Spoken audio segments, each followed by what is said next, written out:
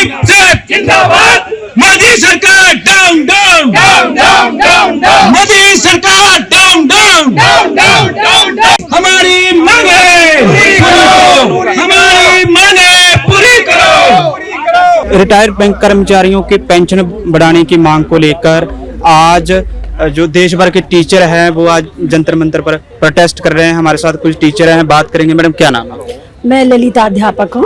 मैं आपको बता दूं कि Indian public service employ federation जितना भी देश के सरकारी कर्मचारी हैं उनकी यूनियन के ऊपर एक यूनियन है जिसको हम कहते हैं IPSEF, उसकी दिल्ली प्रदेश की मैं उपाध्यक्ष हूँ और पीछे आप व्हाइट में देख रहे हैं वो इसके अध्यक्ष हैं।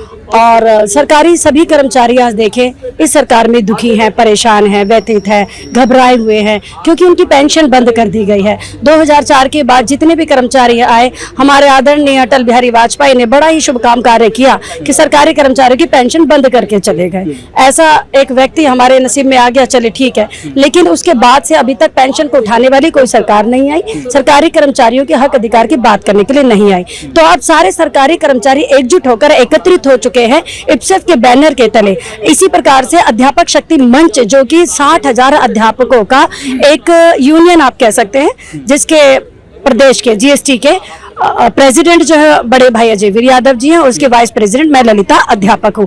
60,000 अध्यापक भी बहुत घबराए हुए हैं। जितनी भी नई नियुक्ति हो रही है या 2004 के बाद है, मुझे भी आज 22 साल हो गए, मैं देख पा रही हूँ कि मैं अब आगे से करूंगी क्या। मेरा शरीर ढलता जा रहा है, मेरे काम करने की क्षमता धीरे धीरे कम होती जाएगी और पूरी ऊर्जा के साथ, शक्ति के साथ, ईमानदारी जिम्मेदारी के साथ हम सरकार के काम कर रहे हैं, लेकिन हमारी पेंशन बंद कर दी गई। उस पेंशन के बहाल करने के अंतर्गत हम सब यहाँ एकत्रित हुए हैं और हम अपनी आवाज बुलंद कर रहे हैं। सरकारों को और MPs को हम सब लोगों ने चिट्ठी दी है। आज हम बहुत सारी चिट्ठियां लेकर आए, टोकरे में भरी, आपने देखी होंगी। जो आज संसद का सत्र चल रहा है हम सभी MPs को देंगे, उन MPs को देंगे जो समाज के सेवी हैं लेकिन 4-4, 5-5, 6-6 पेंशन ले रहे हैं। वो किस हक से ले रहे हैं? वो कौन से सरकारी कर्मचारी हैं? वो क्या 20-20, 30 साल अपनी पूरी जिंदगी देंगे? लेकिन हम तो सरकार के कर्मचारी हैं, हर दिन 8 घंटा काम करते हैं, पसीना बहाते हैं, कई जगह खून भी बहाते हैं, कहीं बॉर्डर पर जाकर अपनी जान भी गंवाते हैं। और कभी कोरोना काल में वीर योद्धा के रूप में अध्यापक और डॉक्टर सामने आए। क्या आपको दया नहीं आती? आपको तरस नहीं आती कि मरने के लिए हम हमेशा खड़े होते हैं, जान की बाजी लगाने के लिए, देश की सेवा करने के लिए हम हमेशा खड़े होते हैं? हमारे बुढ़ापे का सहारा छीन लोगे, हमारी पेंशन छीन लोगे, क्यों नहीं दे देते? ठीक है, आपको लगता है कि नहीं देनी चाहिए तो ये MPs की भी छीन लीजिए, इन्हीं की शक्ति मिल रही है। आप बताइए सर, किस हक से इनको पेंशन दी जा रही है? ये कौन से सरकार में काम करते हैं? समाज सेवा करते हैं तो समाज सेवा करिए ना। पिछले कुछ दिनों पहले यहाँ पर रिटायर्ड बैंक कर्मचारियों ने प्रोटेस्ट किया जो पेंशन बढ़ाने की मांग को लेकर, आज आप कर रहे हैं। क्या आपको लगता है कि सरकार के पास फंड नहीं है जो पेंशन नहीं बढ़ा रही है? मेरा हिंदुस्तान तो हमेशा से सोने की चिड़िया कहलाने वाला देश था, आज भी सबसे ज्यादा समृद्ध हमारे देश की धरती है।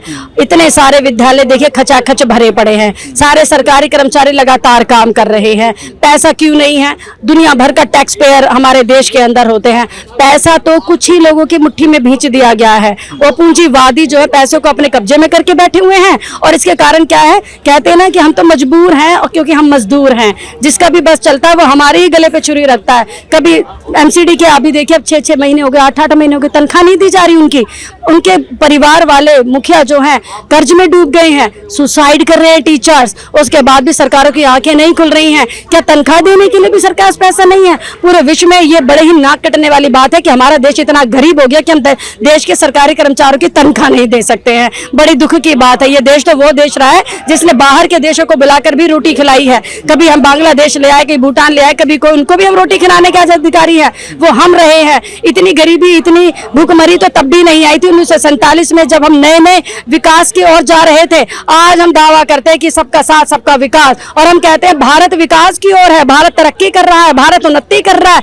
देख लीजिए साहब, ऐसी तरक्की कर रहा है कि सरकारी कर्मचारियों को पेंशन नहीं है, सरकारी कर्मचारियों को तनख्वाहें भी नहीं है, सरकारी कर्मचारियों को सुविधाएं भी नहीं है, कुछ भी ना दीजिए, मुफ्त का मान सम्मान भी नहीं है। कैसी सरकारें, गूंगी बहरी सरकारें हैं। उनको जगाने के लिए, उनको उठाने के लिए, उनको बताने के लिए, अपना दुख दर्द पीड़ा उन्हें बताएं। सारे एकत्रित होकर आज हम अपनी आवाज उठा रहे हैं और आप सब मीडिया वालों से भी हम, ये जो देश का चौथा स्तंभ है, आप माध्यम बनिए, सही बात को सही सरकारों पर रखिए ताकि इस मांग को पूरा किया जा सके। एक सरकार जो पेंशन तो बढ़ा नहीं रही है, ऊपर से जैसे रेलवे हो गया, बैंक हो गया, उसका प्राइवेटाइजेशन करे।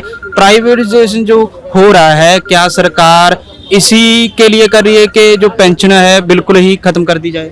देखिए, परमानेंट एक व्यक्ति जब आप रखते हैं, उसकी पूरी योग्यता के आधार पर उसको रखते हैं, उसकी क्षमता के आधार पर, उसकी पात्रता के आधार पर। प्राइवेटाइजेशन करने से कौन से देश के अंदर उन्नति और तरक्की हो जाएगी? और क्या उन्हें तनख्वाह नहीं दी जाएंगी? और प्राइवेट की बात नहीं करो तो अच्छा है, एमएनसीज में मेरे पढ़ाए हुए बच्चे 4-4, 5-5 लाख रुपए की सैलरी लेते हैं और हम लोग 70,000, 90,000 पर ही रुक जाते हैं। तो प्राइवेटाइजेशन क्या मुफ्त में काम कराएंगे? आप ये बताइए। और हाईली क्वालिफाइड लोग करा रहे हैं और बहुत मोटी मोटी तनख्वाह की डिमांड कर रहे हैं और वो ले भी रहे हैं। एमएनसीज में आपको मालूम है कितनी मोटी तनख्वाहें हैं? मेरा बच्चा पढ़ा हुआ कोई करोड़ का पैकेज ले रहा है, कोई 50 लाख का पैकेज ले रहा है, जिन्हें हमने 10 साल पहले पढ़ाया था, और आज वो मर्सिडीज में चलते हैं। और साहब, हम हैं कि अभी भी 11 नंबर की गाड़ी पैदल ही चलते हैं, हमारे पास पैसे इतने नहीं होते।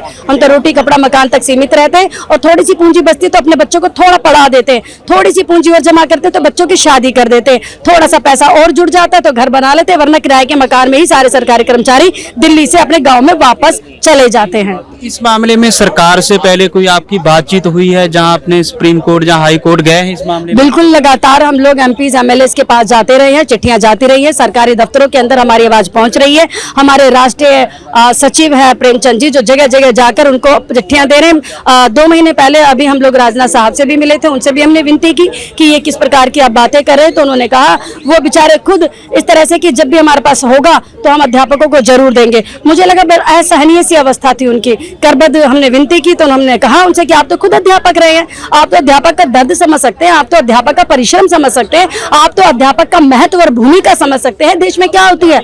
हमने उनके सामने बात रखी और लगातार अपनी बात को रख रहे हैं और रखते ही रहेंगे। जब तक हमारी मांग को नहीं माना जाएगा, हम निरंतर संघर्ष करेंगे, संगठन को बढ़ाएंगे, क्योंकि संगठन की ताकत बहुत मजबूत है। और ये कहते हैं कि जब हौसला कर लिया है ऊंची उड़ान का, जब हौसला कर लिया है ऊंची उड़ान का, फिर देखना फिजूल है कद आसमान का, फिर देखना फिजूल है कद आसमान का। तो आसमान की कितनी भी ऊंचाई हो, ललकारेंगे तो आवाज तो पहुंचेगी ही। दबाव बना पाएंगे सरकार पर? सॉरी, दबाव बना पाएंगे? दबाव नहीं, विनती कर रहे हैं, आग्रह कर रहे हैं, चेतावनी भी दे रहे हैं। और बिल्कुल जब वो नहीं मानेंगे तो दबाव वो खुद अपने ऊपर बनाएंगे, हम तो सिर्फ खड़े होकर अपनी विनती करेंगे। किस तरह का आगे रहेगा?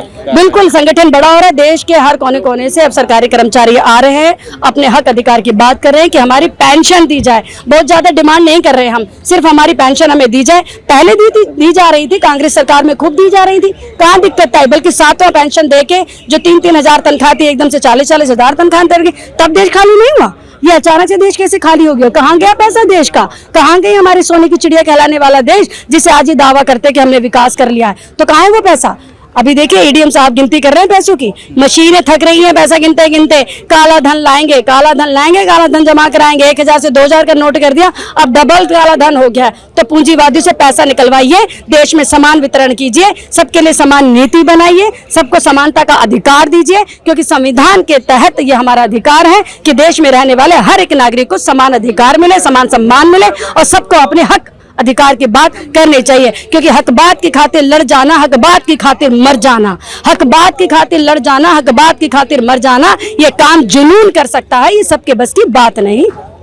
बहुत बहुत शुक्रिया। तो ये अध्यापक हैं जो अपनी पेंशन बढ़ाने की मांग को लेकर केंद्र सरकार का विरोध कर रहे हैं। उनका साफ कहना है कि हम जो सैलरी मिलती है उसमें से भी करता है पेंशन के लिए, और हम टैक्स पेयर हैं, हर चीज का टैक्स पे करते हैं। तो फिर सरकार हमारी पेंशन क्यों नहीं बढ़ा रही है? क्योंकि दूसरा जो एमपीज एमएलए हैं वो 4-4, 5-5 पेंशन ले रहे हैं। मरविंदर सिंह, MNTV, दिल्ली।